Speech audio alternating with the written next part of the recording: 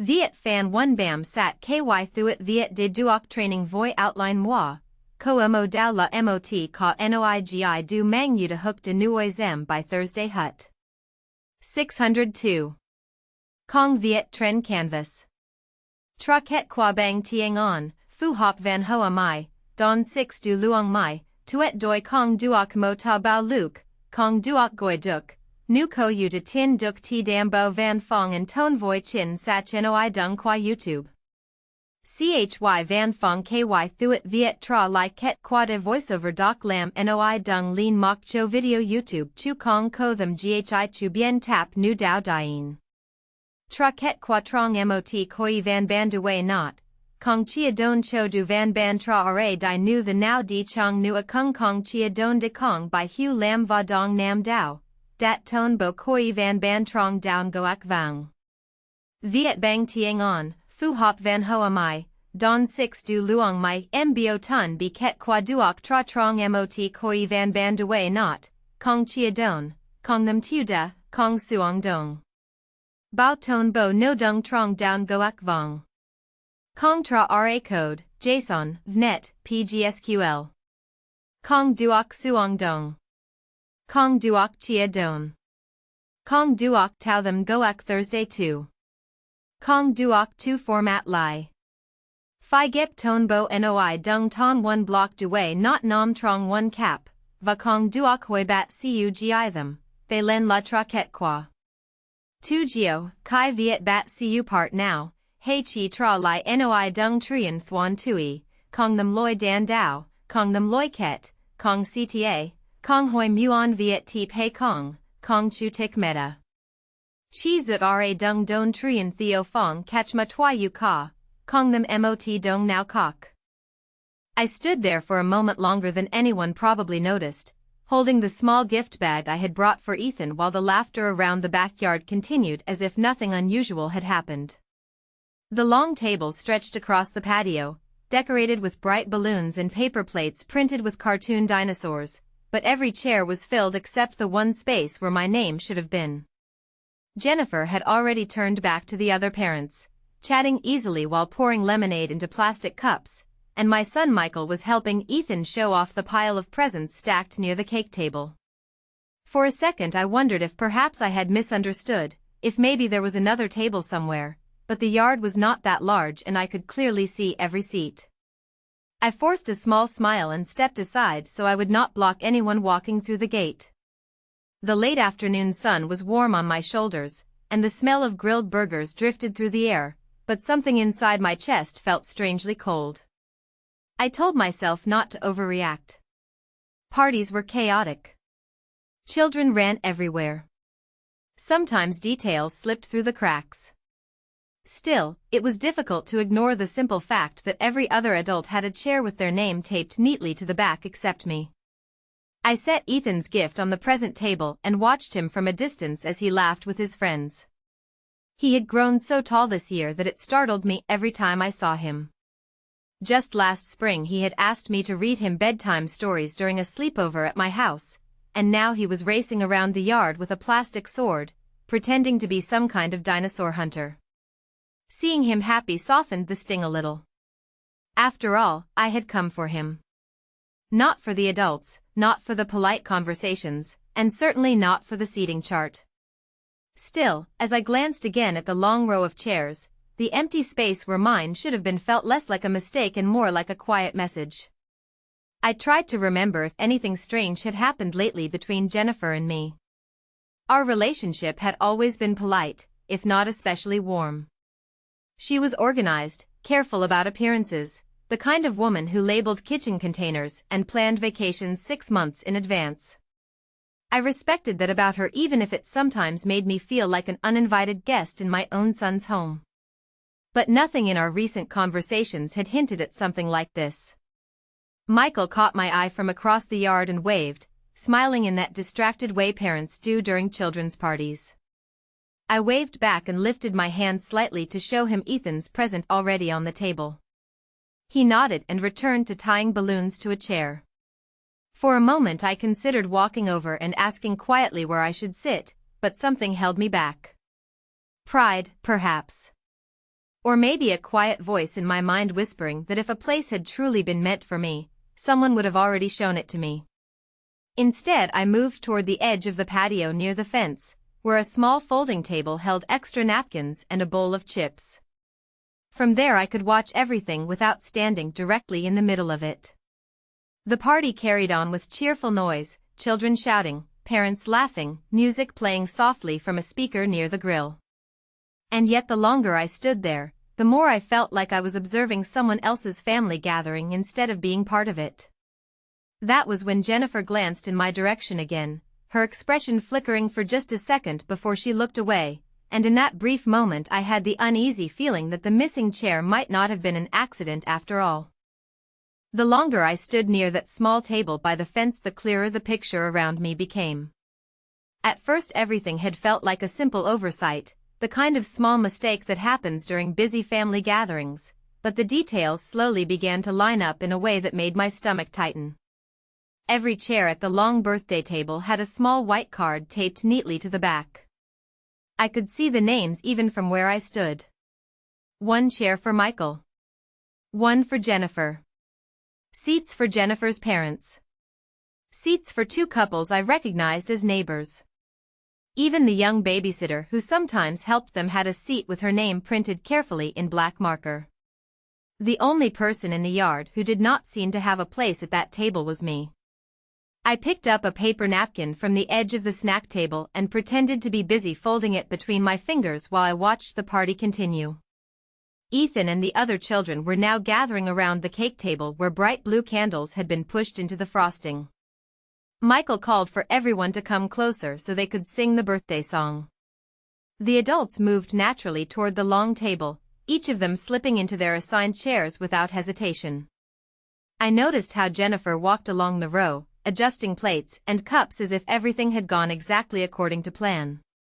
When the singing began, I joined softly from where I stood near the fence, clapping along while Ethan grinned and blew out the candles in one long excited breath. The children cheered and rushed toward the cake. For a moment the noise and laughter filled the yard so completely that it almost drowned out the quiet thought forming in my mind. This was not an accident. The more I watched, the more certain I became. A party like this did not organize itself. Jennifer had planned every detail. The balloons matched the plates. The plates matched the tablecloth. The name cards were all cut from the same thick white paper. Someone had taken time to write every name carefully. Someone had decided exactly who would sit at that table. And somehow my name had never made it onto one of those cards. I felt an odd calm settle over me as that realization fully arrived. It was not the sharp sting of embarrassment anymore. It was something quieter, heavier, like the slow understanding that a door had been closed without anyone saying the words out loud. A few minutes later Michael stood up and began passing slices of cake to the adults seated around the table. Jennifer handed juice boxes to the children while laughing with her mother about something I could not quite hear. No one looked toward the corner of the yard where I was standing. No one asked if I wanted a chair. No one seemed to notice that Ethan's grandmother was not sitting with the rest of the family. I told myself again that I had come for Ethan. That part was still true. Watching him lick frosting from his fingers and laugh with his friends was enough to remind me why I loved being his grandmother. But another thought had begun to grow quietly beside it. Families did not usually forget their grandmothers at birthday tables. And if someone had truly decided that I did not belong there anymore, then sooner or later I was going to find out why. I stayed near the fence while the cake plates were passed around the long table and the party continued to swirl with cheerful noise. Children ran across the grass chasing each other with small dinosaur toys while parents laughed and talked about school schedules and summer plans. From a distance it probably looked like I had simply chosen to stand there, as if I preferred the quiet edge of the yard instead of joining the group. I picked up a plastic cup of lemonade from the small side table so that I would at least appear busy with something. The drink was warm from sitting in the sun, but I held it anyway, watching the familiar faces across the patio.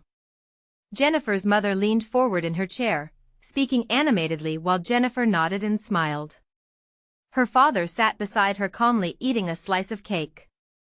I noticed that Jennifer had placed them close to Ethan so they could watch him easily while he opened the next round of presents. Everything about the arrangement looked thoughtful and intentional. The chairs were placed just right. The plates were set out ahead of time. Even the small gift bags for the children were lined up neatly along the table. I had always known that Jennifer liked control over details, but today that careful planning had created something else entirely. It had created a space where I did not exist. I shifted slightly against the wooden fence and tried to decide whether I should simply leave. Part of me wanted to slip out quietly through the gate and drive home before anyone noticed. It would have been easy enough. No one had asked where I was sitting and no one had handed me a plate of cake. If I disappeared, the party would probably continue exactly the same way. But the thought of leaving without saying goodbye to Ethan made my chest ache. He would notice. He always did. That boy had the kind of bright attention that missed nothing. Just then he began opening the presents stacked near the cake table. Michael knelt beside him to help tear the wrapping paper while Jennifer stood nearby holding a trash bag for the crumpled ribbons and paper. Ethan opened a toy truck and shouted with excitement. The adults at the table clapped politely. I smiled despite everything. Watching him happy had always been the easiest way to soften my worries. A few moments later he picked up the gift bag I had brought. I saw him pause when he read the small tag with my handwriting on it. His head lifted immediately and he began looking around the yard. My heart skipped slightly because I knew that search. Within seconds his eyes landed on me standing by the fence. His face lit up in the kind of bright open smile only children can give without hesitation. Grandma, he called loudly enough that several people turned their heads. I lifted my hand and waved, trying to keep my expression light and calm. Ethan held the gift bag up like a trophy. This one is from Grandma, he announced proudly to the table. For the first time since the party started, I felt every adult glance in my direction. The attention was brief but unmistakable. Jennifer's smile stiffened for just a second before she quickly returned her focus to Ethan. Michael followed his son's gaze and finally seemed to realize where I had been standing all this time. Our eyes met across the yard and confusion spread slowly across his face as he looked from me to the crowded table and back again. In that quiet moment I understood something important. Whether this had been planned or not, the situation was no longer invisible. Ethan had just reminded everyone that his grandmother was here. I felt every pair of adult eyes shift toward me for a brief second after Ethan proudly held up my gift bag and announced that it came from his grandmother. The moment was small but powerful, like a light suddenly turning on in a room that had been carefully kept dim. Michael slowly stood from his crouched position beside Ethan and looked again toward the corner of the yard where I was standing. I could see the confusion in his face deepen as he scanned the long table and then looked back at me. He raised his hand slightly as if asking a silent question across the space between us. I gave a small shrug and lifted the plastic cup of lemonade in my hand, trying to make it appear as though everything was perfectly normal. Ethan had already begun pulling tissue paper out of the gift bag, his excitement focused completely on the small wooden dinosaur puzzle I had picked out for him. He held up the pieces and laughed while showing them to his friends. For a moment the attention returned to the children and the party continued moving forward again, but Michael did not sit back down right away. Instead he walked slowly along the edge of the table, glancing at the name cards taped to the chairs. I watched him count the seats almost unconsciously. His brow tightened slightly. Jennifer noticed him moving behind the chairs and leaned toward him to say something quietly. I could not hear the words from across the yard, but I could see the brief exchange in their expressions. Michael looked toward me again, clearly puzzled. Jennifer followed his gaze, and when our eyes met her smile appeared again, polite and carefully composed. She lifted a hand in a quick wave as though acknowledging me for the first time since I arrived. I waved back gently. The small gesture might have looked friendly to anyone watching, but it felt strangely formal, almost like greeting someone you only knew as a neighbor rather than a member of your own family. Michael finally returned to Ethan's side as the next gift was opened, but he kept glancing toward the patio chairs as if trying to solve a quiet puzzle in his mind. Meanwhile, the other adults at the table resumed their conversations. Jennifer's mother asked Ethan a question about the puzzle pieces while her father reached for another napkin. No one mentioned the missing chair. No one asked me to come sit down. The party continued flowing around the gap like water moving around a stone. I stood there for another minute thinking about the simple choice in front of me. I could keep standing quietly by the fence and pretend that everything felt fine, or I could walk forward and allow the situation to unfold in the open.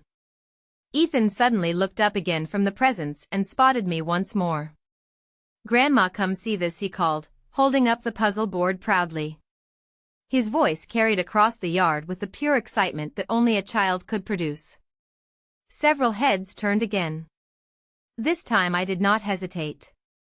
I placed the empty lemonade cup back on the small table beside me and began walking slowly across the grass toward the patio. Each step felt calm and steady, but I could sense the subtle shift in the atmosphere as I approached the long table. Conversations softened just a little.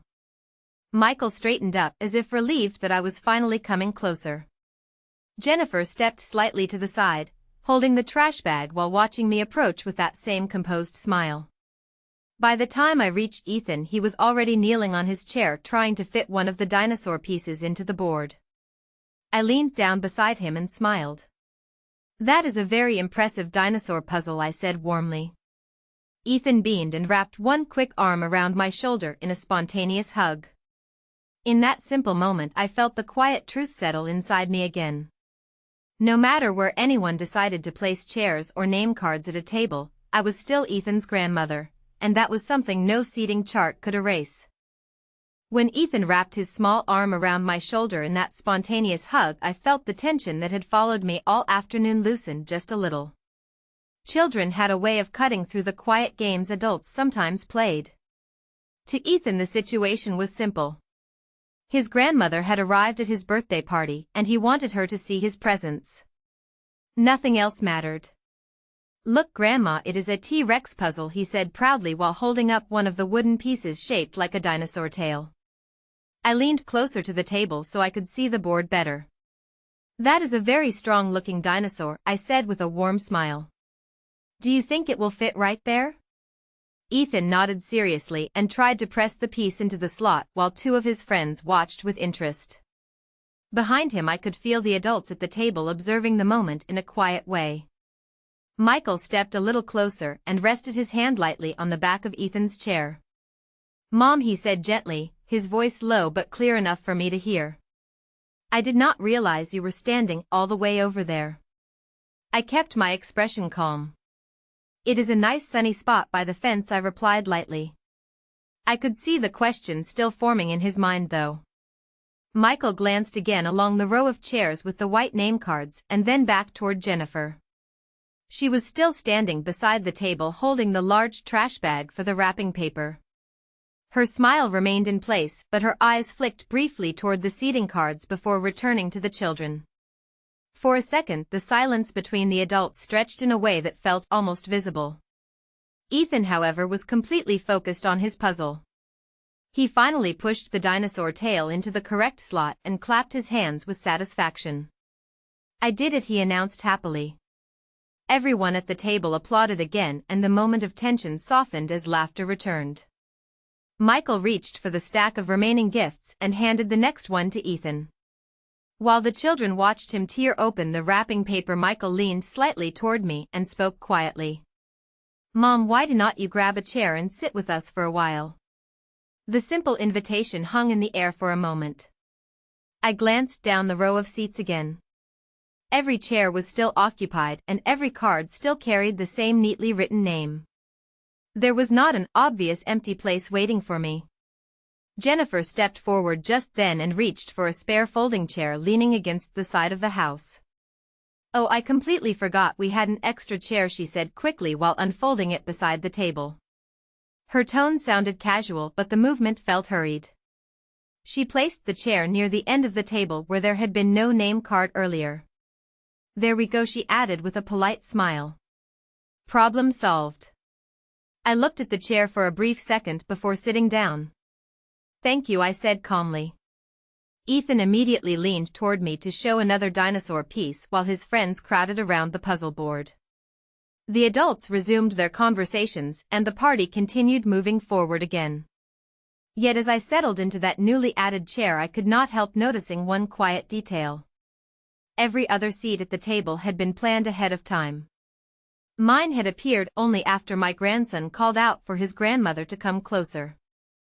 I sat quietly in the folding chair Jennifer had unfolded beside the table while Ethan continued showing everyone the dinosaur puzzle pieces with the kind of proud excitement only a child could have. From the outside, the moment probably looked perfectly normal.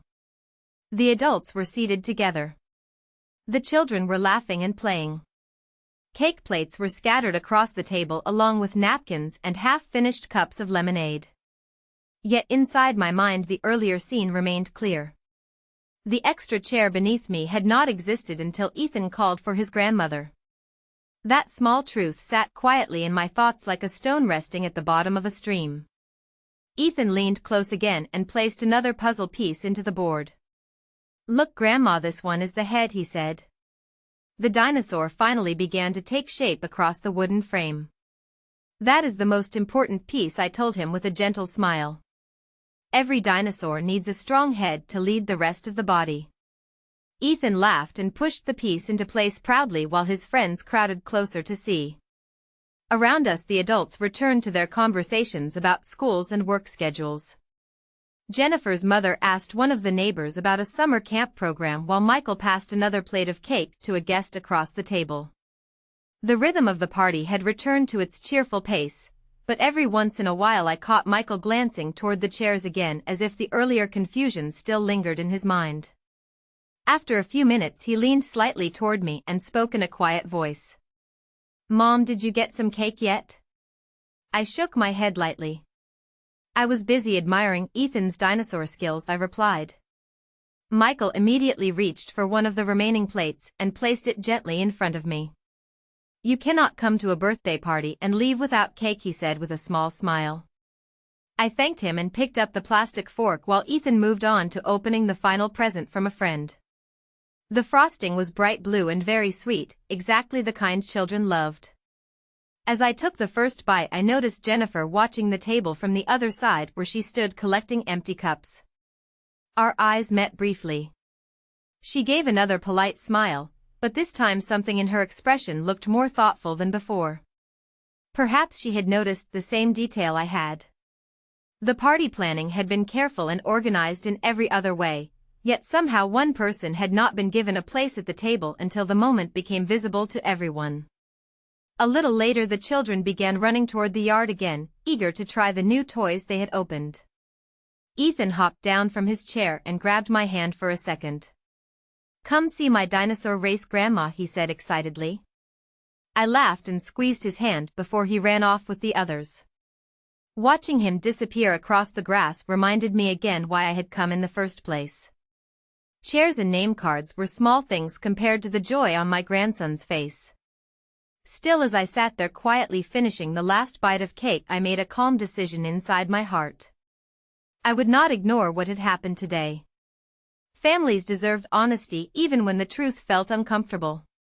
And sooner or later I was going to have a calm conversation with Jennifer about why the grandmother of the birthday boy had needed her grandson's voice just to find a seat at the table. The afternoon sun had begun to lower slightly over the backyard as the party slowly shifted from presents and cake into the loose, playful chaos that always followed a children's celebration. Ethan and his friends were now racing toy dinosaurs across the grass, inventing complicated rules for their game that only they seemed to understand.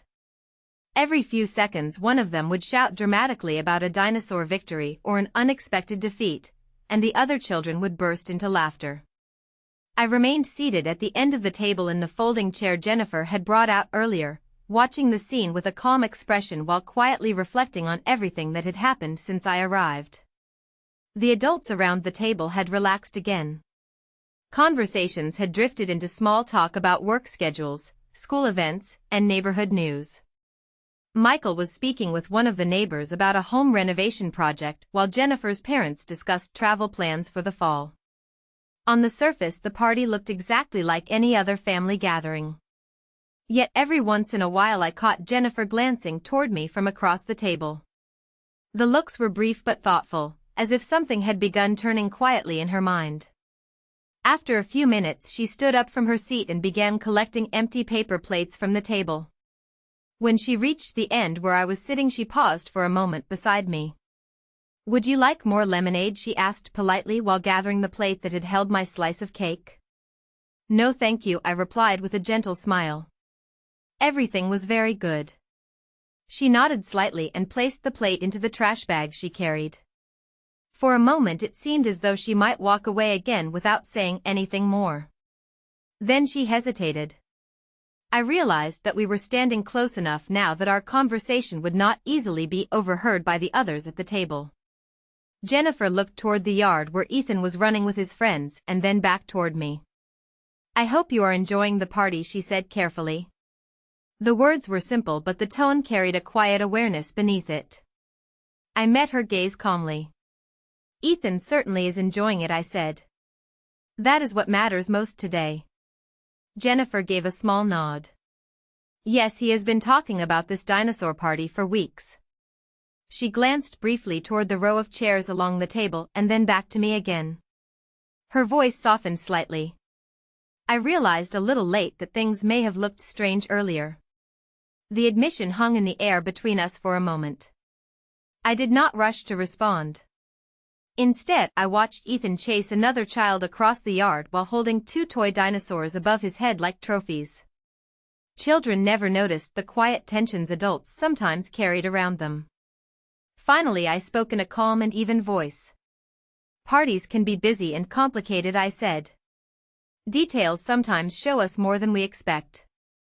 Jennifer studied my expression for a second, as if measuring the meaning behind my words. Then she slowly nodded again. "You are right about that," she replied quietly. At that moment Ethan suddenly ran back toward the patio holding one of the toy dinosaurs in both hands. "Grandma, look," he called excitedly. "This one runs the fastest." Jennifer stepped aside to let him reach me and the conversation between us paused as quickly as it had begun. Ethan climbed halfway onto my lap to show me the toy more closely. I laughed and admired the bright green dinosaur while Jennifer watched us both in silence for a brief moment. The party continued around us with the cheerful noise of children and friendly conversation, but I sensed that something important had quietly shifted. The missing chair had been noticed. And now the conversation that truly mattered had finally begun. The green toy dinosaur in Ethan's hands seemed to become the center of the world for a few cheerful seconds as he climbed halfway onto my lap to show me how fast it could run across the patio table. "Look, Grandma, it can beat the red one every time," he said proudly while sliding it along the wooden surface. I laughed softly and admired the fierce little creature as if it were the most impressive racer in the entire backyard. "I believe you are right," I told him. "That dinosaur looks like it has practiced very hard." Ethan grinned and jumped down again before racing back across the yard to challenge his friends to another dinosaur race. The sudden burst of energy he left behind made me smile as I watched him go.